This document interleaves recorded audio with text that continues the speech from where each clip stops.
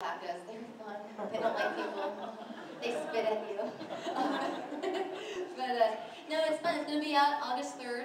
It'll be on August 3rd, and it's a really great episode. And I just wrapped it on Wednesday, so we had a great time shooting it.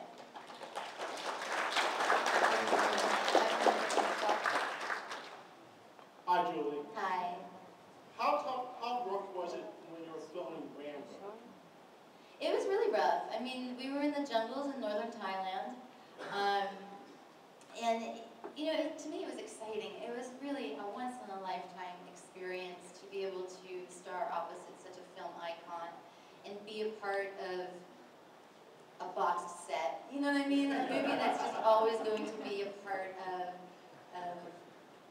history in many ways. You know, and to be the only girl in a Rambo movie that survives to the end.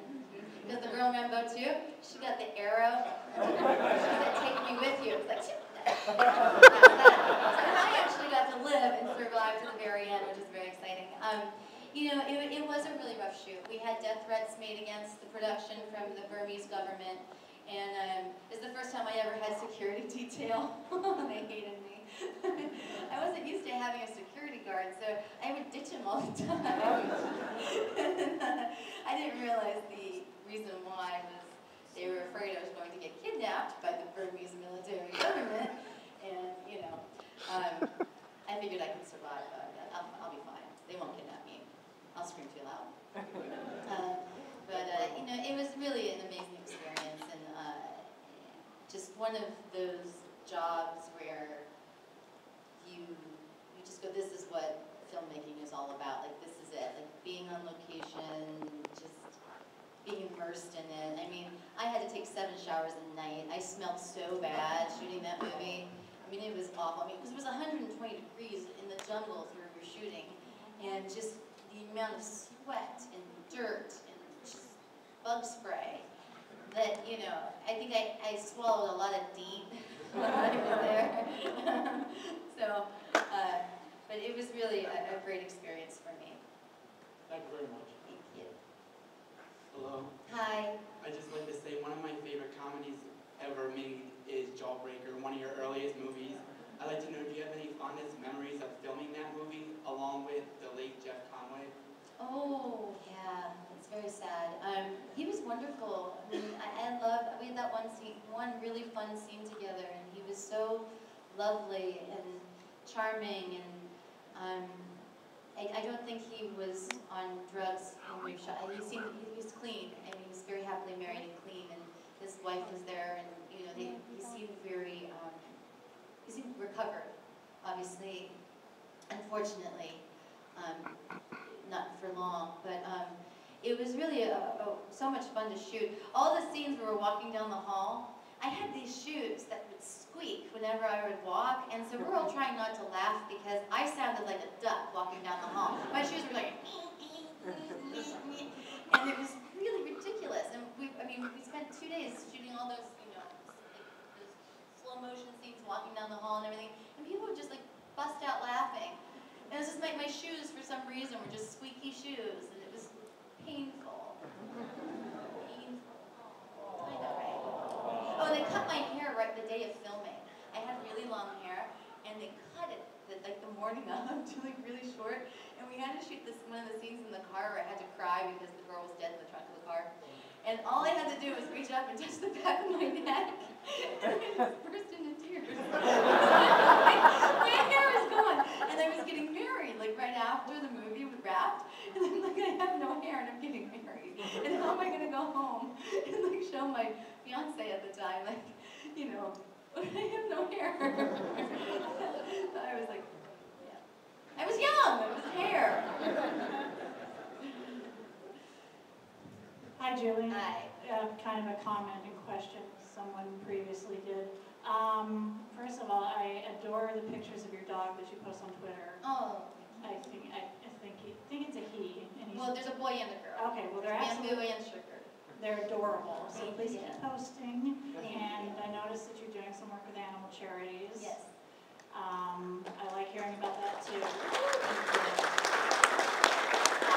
think I read on Deadline a couple months ago that that your show went to, got picked up, and then you told me, by CBS? No. I'm Or gonna is be that on, what you're talking about earlier? I'm gonna be on a new show Right. on CBS at 8 o'clock on Friday nights called A Gifted Man. Okay, what's that about? It's about a gifted man. Duh. It's about a man and he's gifted. And no, it's the pilot was directed by Jonathan Demme, and it's written by Susanna Grant, who won an Oscar for Erin Brockovich. It's a great, like, supernatural medical procedural. I don't know how to really describe it except as that.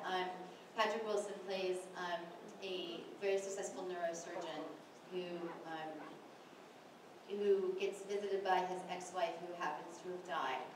And so as her spirit kind of comes back, it teaches some lessons about life from the great beyond, without revealing too much. Thanks. So it's a wonderful show. It'll be Friday nights at 8. Hello, Julie. Hello. Before I get started here, I was walking in and I saw you out in the hallway and I wanted to say something awesome. Yeah? And I froze. Now's your chance. Well, In front of all of us, say something awesome. Not too much pressure. All right, I'll Go try on. here. First of all, the obvious, you look fantastic. It's very, I've got a declarative statement or two, maybe a question thrown in, we'll see. I think he's going to ask me out. Well, now that you mention it. First off, season 2 of Angel, when you went into the karaoke bar and you sang Ill Wind, and I think I've heard in the past that you were like kind of nervous, you didn't like it, but Terrified. I thought it was fantastic, and, Oh, and the whole song and the way you did it, it suited your character very well.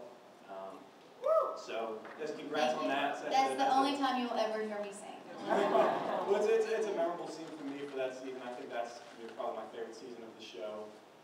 Just the whole dog storyline in there. Oh, thank you. Was I was so nervous singing that song. My hands were sweating so bad I kept dropping the microphone. I was shaking. I was like, oh, I have to sing. Can't you just light me on fire or something? there's like a certain quality about it, the way just even the way you use your voice. You've honed your craft very well. But my question is, between you in Punisher Warzone and Charisma Carpenter in The Expendables, who plays a scorned woman type of role better?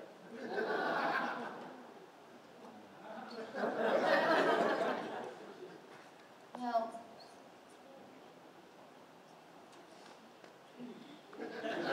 I mean, Charisma's tougher than me in real life.